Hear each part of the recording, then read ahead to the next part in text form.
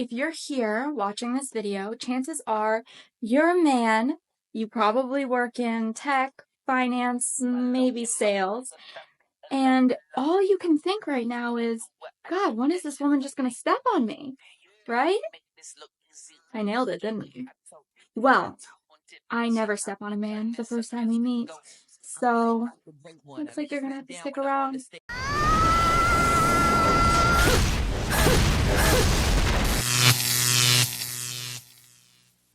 Welcome to The Wall. In today's video, we'll see how one woman says she's not about 50-50 with any man.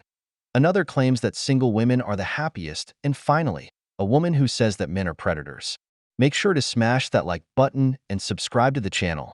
We're aiming for 150,000 subscribers before the end of the year. Share your experiences and advice in the comments. That's what helps this community grow. Turn on notifications so you don't miss any videos. Let's get started. It is never not hilarious to me that people threaten women with "you'll end up alone." Like, I am fully convinced that people never read the data on this, but like, do you know how happy divorced women are? Like, we just published a video essay yesterday on rom-coms and all of the insane messages they taught us, most of which, because obviously we're a financial channel, are like economic and consumerist. But one of them is that, like, in the framing of these movies, all of the young women, and they're like all in their 20s, because the other message is that if you don't get married by 30, your life is over. Like, they have an amazing career, an amazing group of friends, tons of disposable income. They're living their passions, and yet their lives are worthless because they're not married. And like, aside from the fact that that is like obviously socioeconomically not the case, like the framing that you can have absolutely everything in life, and because you don't have a man, none of it matters, is like literally the exact opposite of how it works. Like, they have done numerous studies on divorced women, and overwhelmingly they report being happier post divorce, often report significantly happier, and even many times report being the happiest they've ever been, including before they've gotten married. Meanwhile, divorced men generally either decrease in happiness or immediately get remarried so they have another woman to take care of them. Anyway, the message of rom-coms and just pop culture generally is that women need to hurry and get married as soon as possible, otherwise the rest of their lives are irrelevant. When the reality of the data is that unless a man is truly additive to your happiness, you are much better off alone. And anytime a man tells you, like, don't do X or Y because you'll end up single, like, the only appropriate response is like, you promise?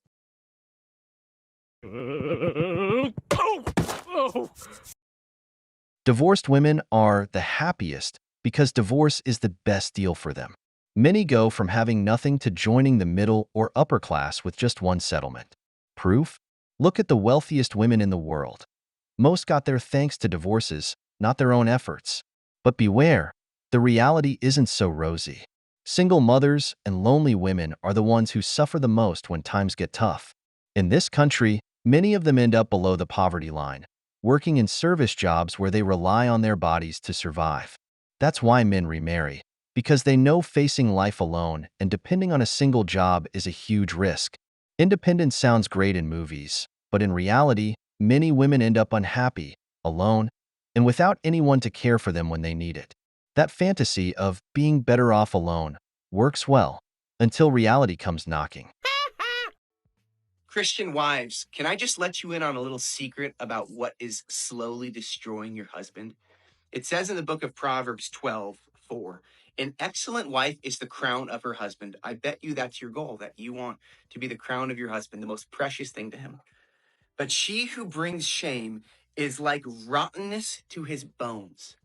There is nothing that will steal the joy and the confidence of your husband more than your nagging, more than you calling him out on all those little things in order that you could secretly shame him into changing. You will not shame him into changing. You will rot his bones. I don't think that this little man has gotten the memo that we don't care. We pick the bear. We would pick a squirrel. I would pick a flea over one of them. Is my mission in life to be the crown of my husband? I don't have a husband. I have a partner. And God, no, we've decentered men. We've all picked the bear. Ladies, believe me when I say that these little half-raised baby boys do not want a partner. They want a sexy little mom with benefits. They want to come home to your sexy little self looking absolutely perfect and skinny with your long, luscious locks and your glossy lips and your cute little sundresses and dinner coming hot out of the oven and their beautiful little babies toddling around the kitchen. And if you ask them to put their socks in the hamper or, I don't know, put the milk jug back in the fridge or anything, then somehow you're a nag. And somehow he's insinuating that Jesus didn't want wives to nag because he's throwing scriptures around there like some type of a Jesus loving ninny muggin. And all the boys are scratching their heads going, why this 4 B's, 5 B's, 6 B's now? There's 7 B's. Why are we swiping left and swiping right and swiping up and down and nobody's swiping back on us? And I don't know if choice lesbianism is a thing, but I'm all for it. I think it's time that we all stop breeding with narcissists. In a couple hundred years, this will all die off. The future will thank us. I can't even think of a good wrap up. He's left me speechless. Stop it. Get some help. It's ironic how this woman lives in constant contradiction. She says she prefers bears, promotes lesbianism by choice, and criticizes everything about traditional roles, yet she's living the exact opposite. Her new husband supports her because her previous one left her with nothing after the divorce, and now she's on a crusade to find the perfect traditional marriage.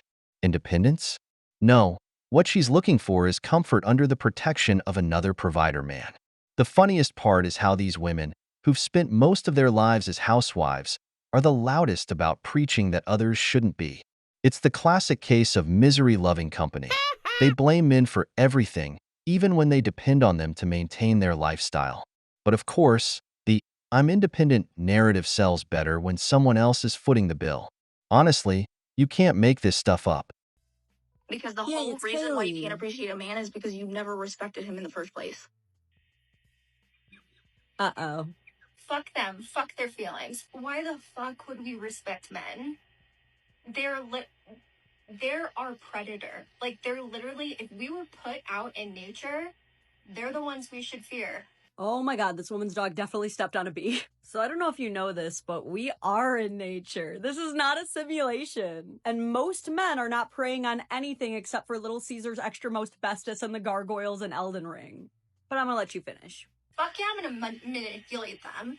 If I can get, like, their wallet to be empty and mine and empty their pockets, fuck yeah, I'll take it. Reparations, bitch. Also, like, when I was making the mistake of fucking men, I didn't hear what they wanted to say. I didn't want to listen. They're dumb. I don't respect them. When I would make the mistake of fucking them, I would literally cover their mouth because I was like, boo-boo, I don't give a fuck. You're a piece of meat for me. Let's get this over with because I need to... you need to make me not finish so I can finish me. I swear they are finding the most creative ways to tell on themselves.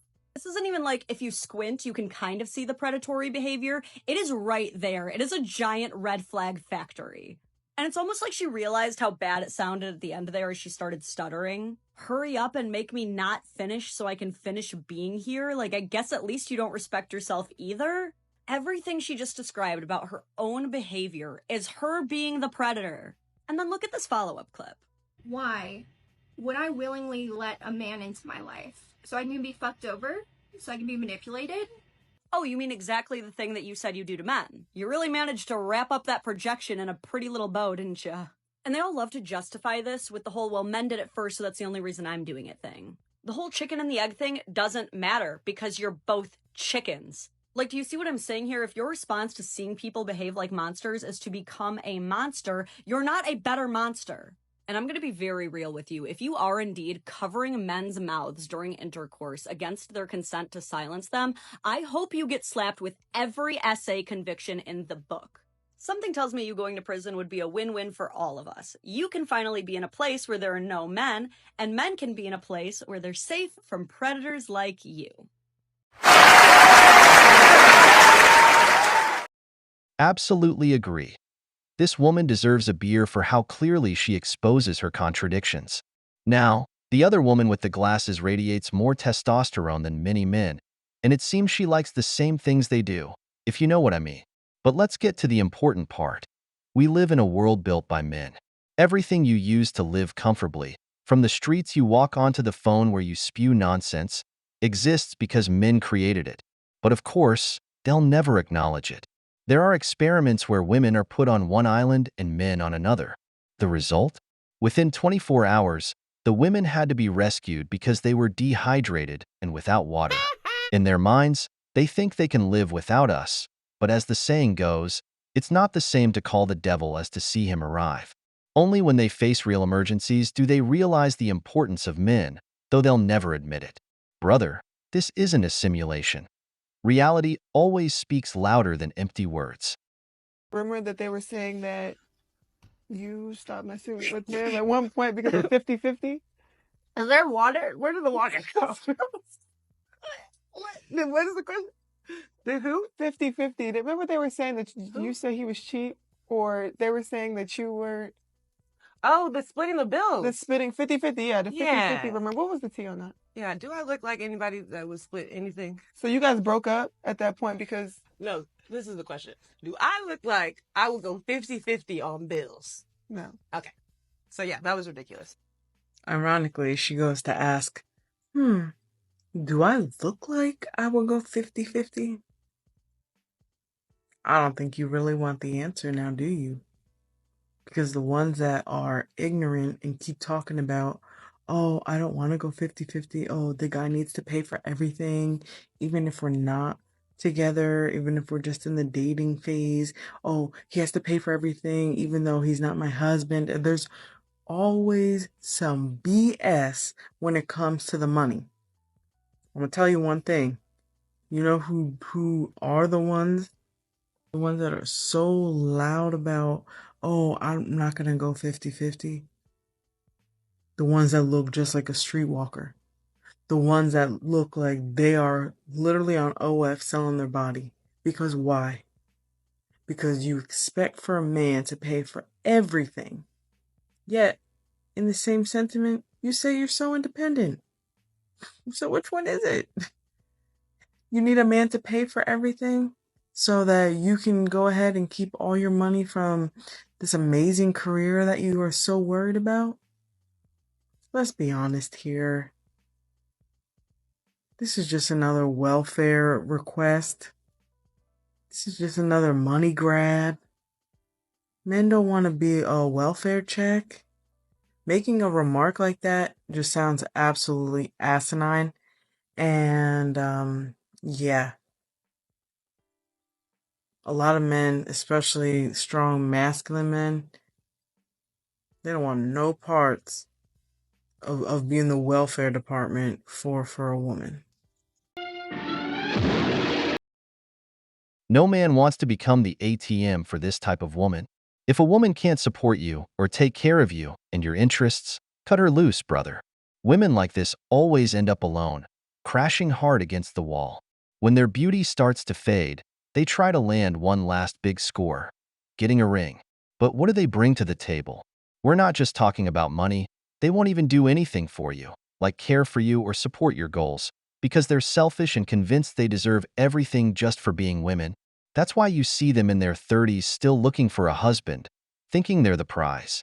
Meanwhile, men just have fun with them and move on. These women are never the destination. They're just part of the journey. They hit the wall, and the wall doesn't forgive, brothers. When they get to that point, they desperately start looking for a man to take care of them. But by then, men already see them for what they really are, a burden with nothing to offer. If you want to be the woman that men throw themselves at your service, running, rushing to serve you, hold your doors for you, pull your chair out for you, pay for you, plan your favorite trips and dates for you, bring you just because flowers, you want the princess treatment, the queen treatment, then this message is for you. I want you to ditch your old narrative. The narrative where I'm a girl who faced many hardships and I had to do everything for myself. And, my father didn't do XYZ for me, or my brothers, my grandpa, the male figures in my life didn't do the things for me. So I had to learn to do them on my own because life is hard. So I had to buckle up, put on my big girl pants. Ditch that narrative. Absolutely, the accomplishments that you've had because of this narrative, because of your experiences and the circumstances of life. Celebrate your wins. You are a badass, my boss babe. You are killing it, crushing it when it comes to your career. But you are killing your dating life as well, not in the greatest way, because you are attracting men who now look up to you for you to take care of them as well, because you're so hyper independent. So if you want to be a woman who's in her feminine, I want you to carry yourself like a woman who has a different narrative. A woman who has the narrative of, I'm a woman with that all men serve. Everywhere I go, men do things for me. Men are holding my doors for me. Strangers are holding doors for me. Strangers are pulling my chairs out for me. I am that type of woman. I want you to carry yourself as a type of woman who has the siren mentality that men are created to serve me, to protect me, to provide for me. And you'll have this expectation wherever you go.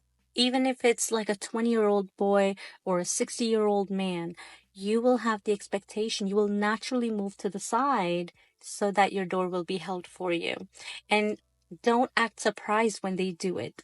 Don't act surprised when a man is like, oh, you need something? Here, I'll sell you. Say, thank you so much. You make me feel so lucky, so happy. For more dating tips and advice, obviously hit the follow button.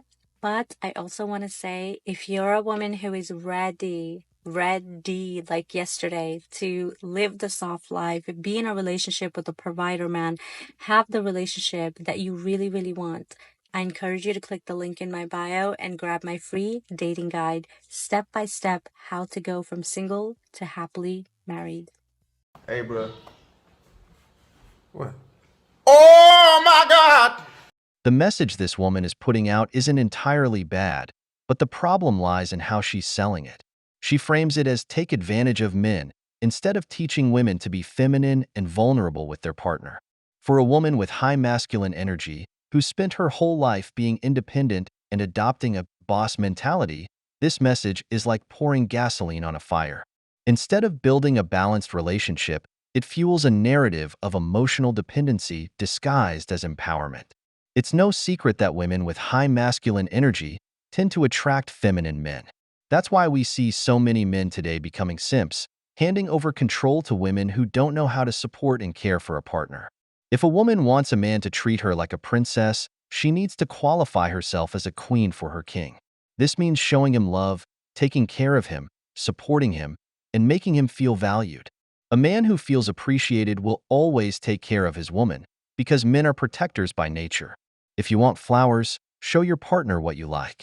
If you make him feel like a king, he'll do everything to make you happy because he knows your happiness reflects how well he feels with you.